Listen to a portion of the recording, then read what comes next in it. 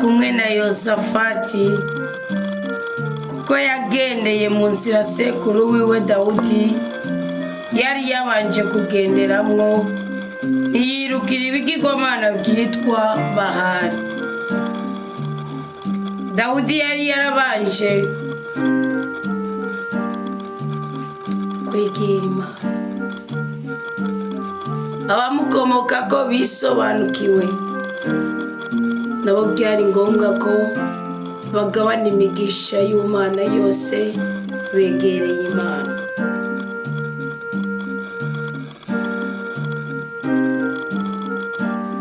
Nkako Yosafati yaguma arondera Imana ya sekuru wiwe, akagendera amabwirizwa yayo, ntiyakora nk'Isirayeli.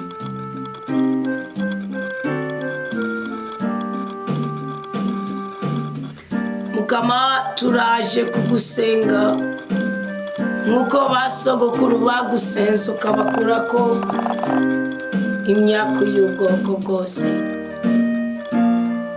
Turaje gusenga nk'abana babo mu rubyaro rwa Aburahamu, turaje gusenga nk'abana babo mu rubyaro rwa Isahaki, turaje gusenga nk'abana babo mu rubyaro rwa Yakobo. Turaje nyagora ku ngoma kugira ngo muri iyi saa sita y'ijoro ubwami bwawe bwururukire mu mitima yacu, duhabwe imigisha y'ubwoko bwose. Turaje kugusenga ducishije bugufi n'ukuri ku ijambo ryawe, kugira ngo muri twebwe wininaze, muri twebwe uhezagize izina ryawe kubw'ibitangazo uzoba udukoreye muri uyu mwanya. Dawe wa twese ubyagiye mu ijuru, wowe soko ry'ibyo byose ubuzima bwacu bukeneye ngo bubeho burambye kandi buraraniwe. Habwa impundu, habwa ikuzo n'inahazo, shimagizwa. Iyi saa sita z'ijoro tuje gutaramuza amashinga y'ubwoko bwose, duhabwe isezerano ryo gukurwako imyuka mibi yose, isezerano ryo gukorerwa n'Imana tukareka gukorwa n'isoni. Mukama, nudukorere ntitukorwe n'isoni. Mukama, nudutabare ntitutabagurwe n'inyamaswa. Mukama, nuduteture ntitutetererwe mu maso y'abatwenzi. Iyi saa sita tuje gusaba ibiruhura umutima wacu. Iyi saa sita tuje gusaba ibihanamiye ubuzima bwacu. Iyi saa sita tuje gusaba igitangaza kuko urabikora. Iyi saa sita tuje gusaba umunezero kuko urawufise. Isoko ry'ibyiza ni rwawe, isoko ry'ibyishimo ni rwawe, isoko ry'imigisha yose ni rwawe, isoko ry'umugwiza wose ni rwawe, isoko ry'igikundiro ni rwawe. Ni wowe Mana atanumwe ugomba kugira neza ngo hagire wo gutangira. Ni wowe Mana atanumwe yo kugaraho uguruye. Ni wowe Mana atawofunga wafunguye. Ni wowe Mana atawo kugurura aho ugaye. Dawe twese ubyagiye mu ijuru, ni ugara imibabaro ku buzima bwacu, ni ugara ibiteterwe ku buzima bwacu, ni ugara inzira izarana mu ingwara ku buzima bwacu, ni ugara icyanzo kizarana mu icangiro ku buzima bwacu, ni ugara inzira yazananyemo ubugomba kuri twebwe. Ugara dawe icyazananyemo ubukene mu Burundi bwacu, ugara dawe icyazananyemo ibisuzuguriro mu bana bawe, ugara nyagora ku ngoma ico cyose cyazanye ibimaramare muri twebwe. Ugara mwami w'abami igihengeri kizanana mu mwuka wo kwiba kandi tukabikora. Ugara mwami w'abami igihengeri kizanana mu bukonzi bw'inda. Ugara databuja, ugara murengezi wacu, ugara mudahangarwa, ugara mushobora byose. Ni ugara buri kintu kimwe cyose cyazanye inyatsi mu buzima bwacu. Hari abatwizeye binjiza inyatsi muri twebwe, hari abatwizeye bazana umubabaro muri twebwe, hari abatwizeye baducisha mu nzira zidutandukanya n'urukundo rwawe, hari abatwizeye baraduhurura badukura mu ruhongore rwawe dushira inyuma y'uruzitiro rwawe. We dawe ni ugurura amarembo y'ibyishimo kuri twebwe, ugura amarembo y'amagara meza, ugura amarembo y'amahoro, ugurura amarembo y'amahoro, ugurura amarembo y'amasaka kugira ngo tuzire amasasu mu mishaha yacu. Hari ibyaducumise, hari ibyadusogose, hari ibyatumye twiheba, hari ibyatumye tugira agahinda. Byugare dawe, byugare mu izina ry'umwana wawe Yesu Kristo. Turase kandi turangirije imyuka mibi yose yo duteza akavuyo mu buzima bwacu. We dawe nugaragare nka Yehova Rafa, tukiza ingwara z'ubwoko bwose. Umumarayika wawe waramuteze ku irembo ryari gucamo umuhungu wa Tobita ariwe Tobiya, maze we yibaza ngo ni umusore wo guhabwa impembo, kumbe yari umusore w'ijuru ugukura inzitizi zose ku buzima bwiwe. Turaje muri iyi saa sita ngo dukugwe ku inzitizi uko wabikoreye Tobiya. Ntibyasabye kimenyane bya se, ntibyasabye abagenzi bakuranye na se, ntibyasabye ikindi kintu na kimwe usibye ugusengera mu bikorwa, ugusengera mu itegeko ryawe, ukutakuryaganya kimwe muri 10, ukutakuryaganya ishikanwa ry'aboro, ukutakuryaganya ishikanwa ry'abahereza mwuka ryakomotse muri Tobito umwana wawe. Duha umugisha mwami nyagora ku ngoma, aho tutagendana n'abanyamubiri gusa ahubwo tugendana n'abanyamwuka.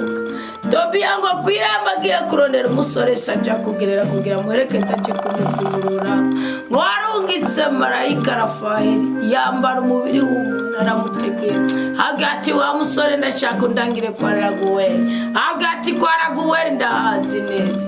Dawe twese ubyagiye mu ijuru, abamarayika bawe baraza hari imigisha yacu bishatse ukabatuma barakugamburukira kandi barenza kw'ikintu na kimwe. Twihera ukuri kw'amasezerano yacu, twihera imigisha yacu, twihera amahoro yacu, twihera ubwiza bwacu, twihera uburenganzira bwacu. Duteture udukure kwa makuba y'ubwoko bwose, duteture utunezereze mu izina ry'umwana wa Yesu Kristo. Ngo Yozafati yarakomeye kuko yagumye agomba kugendera mu nzira nk'iza sekuru we Dawudi, ngo aguma agomba kurondera uko Dawudi yagukunze akizigirira mu ijambo ryawe.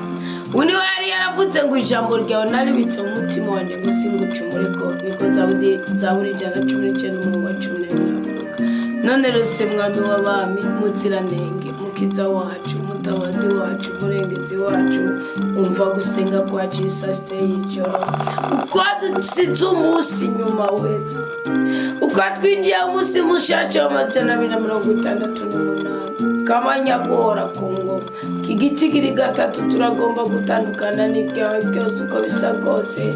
Ubweze mwami w'abami, ubweze murengezi wacu, kugira ngo dushobore kunezerwa n'ukuri k'ubuzima, kugira ngo dushobore guteturwa mu buryo bwose bwo guteturwa, kugira ngo dushobore guhimbagwa mu buryo bwose bwo guhimbaga. Mwami w'abami, rutare rwacu, mwami w'abami, muziranenge, mwami w'abami, murinzi w'ubuzima bwacu. Bohora ibiboshe muri twebwe, bohora ibiboshe muri twebwe, bohora amaviza yacu, bohora urukundo rwacu, bohora igikundiro cyacu, bohora amasezerano yacu, bohora umugwiza wacu, bohora indoto zacu. Mwami w'abami, iziri nziza duhe kuzihonyezamo ibirenge no kuzikabakaba mu biganza byacu. Twarakwemere ko tutazokuryaganya kimwe muri 10 mu izina ry'umwana wa Yesu Kristo. Twarakwemere ko tutazongera gutetereza izina ryawe, twarakongemereye ko tutazongera kubikora uko twubyumva, tuzobikora uko ubishaka, tuzobikora uko bidutegetse, tuzobikora uko Bibiliya ibivuga. Dawe twese ubyagiye mu ijuru, witwara Hayiloni, uri Imana yamanuye amaboko ya Sara, ngo arayamanitse kuko yaherewe. Ndasengeye ubwoko bwawe buri ku mpande zine z'isi bwose bwaherewe. Hari abaherewe kubera amafagitire bahabwa batabona ingene boyariha, hari abaherewe kuko uyu munsi babaye imfubyi, hari abaherewe kuko uyu munsi batakaje ababo, hari abaherewe kuko binjijwe impimba, hari abaherewe kuko bafashwe n'ikamba, hari abaherewe kuko bafashwe na mandadamene, hari abaherewe kubera ubwoko bw'ababishyuza, hari abaherewe kubera kubura urubyaro, hari abaherewe kubera gukenyuka abavukisha babo, arabaherewe kubera bari ku musego, arabaherewe kubera inzandiko zibarega, arabaherewe kuko birukanywe mu rukundo runaka, arabaherewe kuko ingo zabasambukiyeko, arabaherewe kuko bafatanywe itonga, hariho n'abaherewe kubera abarotsi bariko baratongera, bumva iterabwoba, bumva umuvuduko w'amaraso, bumva umutwe gumumenetse, bumva bakonyokewe, arabaherewe kubera imivumo ibariko, arabaherewe kubera indasago baciweko, arabaherewe kubera ubwoko bwabo babenganye. Mw'izina rya Yesu Kristo, umwami umukiza n'umucunguzi w'ubuzima bwacu, ndaje ngo mvuguruze inabi, ndaje ngo mvuguruze ibitega, ndaje ngo mvuguruze imibembe, ndaje ngo mvuguruze agashinyaguro, ndaje ngo mvuguruze agacinyizo, ndaje ngo mvugirize ubushomeri, ndaje ngo mvuguruze ubunebwe, ndaje ngo mvuguruze ubugumba, ndaje ngo mvuguruze icangiro, ndaje ngo mvuguruze ibitero by'abarozi, ndaje ngo mfate ibyiyumvirwa mu mitwe yabo yorobetse, ndaje ngo mfate muri ibyiyumvirwa mu mitima y'abagome, ndaje ngo ndabifate miri, ndabifate miri, nonge ndabifate miri, ndabifate miri, nonge ndabifate miri, iby'ubugome, iby'ubwibone, iby'ubwishime,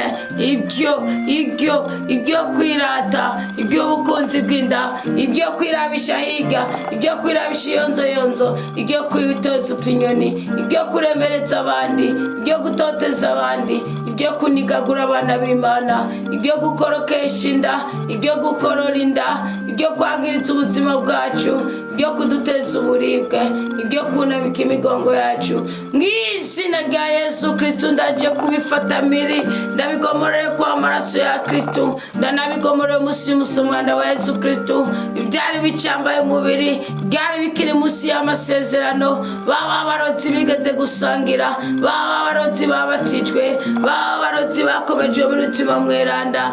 Mw'izina rya Yesu Kristo uyu musi ndimweregwe. Mwebwe mwihisha mw'inzoka nimuhinduka inzoka, mwebwe mwihisha mu mibu nimuhinduka imibu, mwebwe mwihisha mu bunyegeri nimuhinduka ubunyegeri, mwebwe mwihisha mu ntozi, mwebwe mwihisha mu rupfu, mwebwe mwihisha mu mbwa nimuhinduke zo, nimuhinduke zo, nimugaruke mu mubiri w'abana b'abantu, nimugaruke herayo, nimugaruke herayo, nimugaruke herayo. Mwe mutunyigongo mu mayira abiri, mwe mwagiye gusambana ng'ubwoko bw'Imana mu buhamurireko, mwebwe mwagiye gushurashura ngo ingo z'abana b'Imana zisenyuke.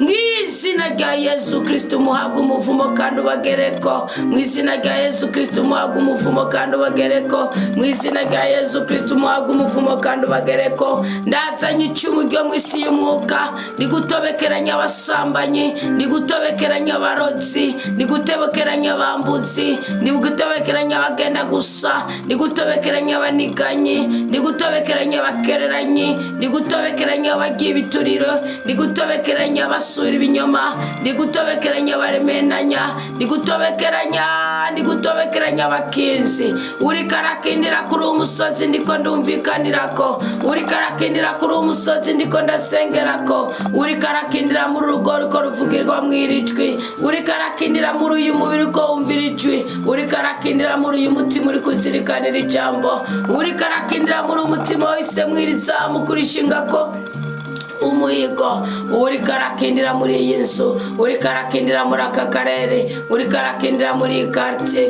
Mw'izina rya Yesu Kristo arakavumwa, arakaranduka, arakameneka, arakagogwa, aragasyokogwa, arakaburi yaja niyava. Mw'izina rya Yesu Kristo aragaheregwa. Umuvumo w'Imana n'umubeko, turasaba iyorobetsi, turasindyarya, mwebwe mukenyereye kumawa, mwebwe mukenyereye ku butinganyi, mwebwe mukenyereye ku busuma, mwebwe mukenyereye ku busambanyi, mwebwe mukenyereye ku mwuka w'ishari. Mw'izina rya Yesu Kristo amaraso ya Kristo n'abaturire rwose, abakure ku ibyo bibembe, abatandukanye n'ubwo bugome. Ngaje Imana yamamare muri mwebwe, musara wa Kristo baremere, musara wa Kristo babohore, musara wa Kristo batabare, musara wa Kristo bateturure. Ubwoko bw'Imana muhamburugwe, hambura hamburugwa mu mivumo, hamburugwa mu bukene, hamburugwa mu cangiro, hamburugwa mu nzara, hamburugwa gogose Imana biretse biraba. Uyu musi nuhamburugwe, uyu musi nukugwa icijiji ku maso, uyu musi nuvuga ibyo ubona, uyu musi nuvuga ibyo ubona, uyu musi nuvuga ibyo ubona. Bona ibyiza by'Imana, bona ubutabazi bw'Imana, bona impuhwe z'Imana, bona ukuri kw'amaraso ya Kristo, bona ubasha bw'ijambo ry'Imana, bona ukuza kwa mutima mweranda. Mw'izina rya Yesu Kristo tumuhaga ubwoko bw'Imana. Abunamye mu migongo nimunamuke, abamugaye abacumbagira nimutambuke. Simba simba bugeregere, simba simba bugeregere, simba simba bugeregere. Uyu munsi wa kane ukubere mweranda, uyu munsi wa kane ukugwe ku mubabaro. Ni wa munsi Kristo yababariye imbere ya Kaisari, ni wa munsi Kristo yababariye mu kigo cy'abasaserdoti bakuru, ni wa munsi Kristo yaciriwe kwa mate, ni wa munsi Kristo yakubise inkoni z'amawa, ni wa munsi Kristo yambitswe urugori rw'amawa. Ni wa munsi umubabaro wawe mwibanga n'ukugweko, agacinyizo kawe mwibanga n'ukakugweko. Ndishuwa muroza guhoza mu kanwa, ndishuwa muroza guhoza kwijisho. Ndamwishe ndamuvumbuye. Isato yaragutuma nimurye, isato yaragutuma nimurye. Nirw'imfura yiwe, nayigombora nita n'ubuheta, nayigombora nita n'ubuhetura, nayigombora nita n'umuhererezi. Mucuko yiwe niyeregwe mu izina rya Yesu Kristo. Ubwoko bw'Imana muboke, wicisha inkoti mugarukeko. Amaraso ya Kristo aturire, amaraso ya Kristo aturire, amaraso ya Kristo aturire. Ikisigi yacu kujebajeba, ikisigi yacu kuzempera. Tusigaje imisi 97 kugira ngo umwaka tuwusozere. Nujebajeba, nuzempera, nubabarira abataraba kubabarirwa, nugomba guteturuza abataraba guteterwa. Uraheze uteterwe mu kibanza cyabo. Kiniko kibaye cyuko uca imbere y'Imana nka Dawudi, ukayibwira amaganya yawe, ukayibwira ibiri ku mutima bwawe, ukareka kubindyarya. Reka gusengera indyarya zituririsha amaraso ya Kristo. Uwiteka zeze, Uwiteka zicira urubanza. Mw'izina rya Yesu Kristo dukugwe kw'imivumo imigisha y'Uwiteka itugere ku bwoko bw'Imana. Sasira umwaka w'ubudahangagwa. Turi mu gihe cyo kwambuka, ni wambuke neza. Ambukana n'umumarayika Rafaeli ace karande zose, ambukana n'umumarayika Mikaeli ahangane n'ibiguhangayikishije, ambukana n'umumarayika Gaburiyeli akubwira amakuru yo kwizerwa yo mu ijuru. Kristo aganze muri wewe. Bwoko bw'Imana nimucakira imigisha, bwoko bw'Imana nimucakira agakiza, bwoko bw'Imana nimucakira ubutabazi. Akira igikundiro muri abana b'Imana. Iri joro mwaraye musenga, ijoro mwaraye musaba Imana, ijoro mwaraye muyoboza Imana inzira.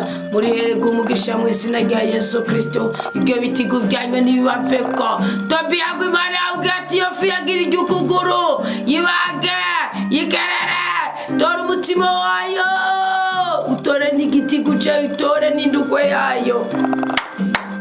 Ibyo byagiye kuzana ibimoka neza, biraheza bikura shetani muri sara. Umugore we yari yaragenewe uko bwari ubwoko bw'abwirizwa kurongoramwo. Byari ngombwa kubw'ineza ya Setobito yima ingoma y'ubwama yobore. Bane b'Imana nimuyobore, bane b'Imana nimwima ingoma y'ubwa. Kora icyo Imana yabategetse gukora. Reka kubindyarya, reka kuryaryanya Imana. Mukugwe kw'ibyonyi byose kandi ibyanyu byariwe n'inzigo Uwiteka bigaragaruritse mu izina rya Yesu Kristo.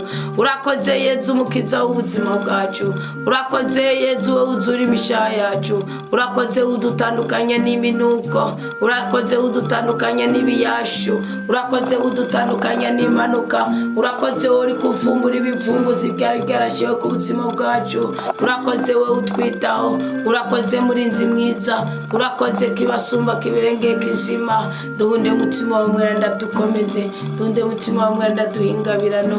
Ubwoko bwawe duhembuke muri iri joro, ubwoko bwawe dusimbuke imitego y'urupfu. ubwoko bwawe duhabwe kuramba no kuranirwa mu izina ryawe twubake ubuzima bwacu nk'uko Yosafati yakubashaga gusenga nk'uko Dawudi yagusenza agahita agakomera ku ngoma yiwe ukagendana nawe ukabana nawe kandi ugahora umutetura mu makuba y'ubwoko bwose mu misozi yose yabwirizwa gutsindira ko akayitsinda kandi akayitsinda ku bw'ububasha bwawe n'icyubahiro cyawe kikigaragara ku buzima bwiwe. Urakoze mwami w'abantu, urakoze murengezi wacu, urakoze kibasumba kizima, urakoze nyene ijuru n'isi, urakoze mutabazi wacu, urakoze murengezi wacu. Reka ndagucurarangira uduhe umugisha, reka ndagucurarangira utubohore, reka ndagucurarangira utunezereze, reka ndagucurarangira uduteturure, reka ndagucurarangira uduhe urubyaro, reka ndagucurangire mwami w'abami. Iri joro dukure ku ibisuzuguro by'ubwoko bwose, udutandukanye n'abasuma, udutandukanye n'ababandi, abatwiba amasezerano, abatwiba imigisha, abatwiba ubutware, abatwiba ubudahangarwa, abatwiba umunezero, abatwiba ibyiza, abatwiba ibyiringiro, abatwiba igikundiro. Dutandukane nawe muri iryo zina rya Yesu Kristo umwami ukiza n'umucunguzi w'ubuzima bwacu. Amen. Amen. Amen.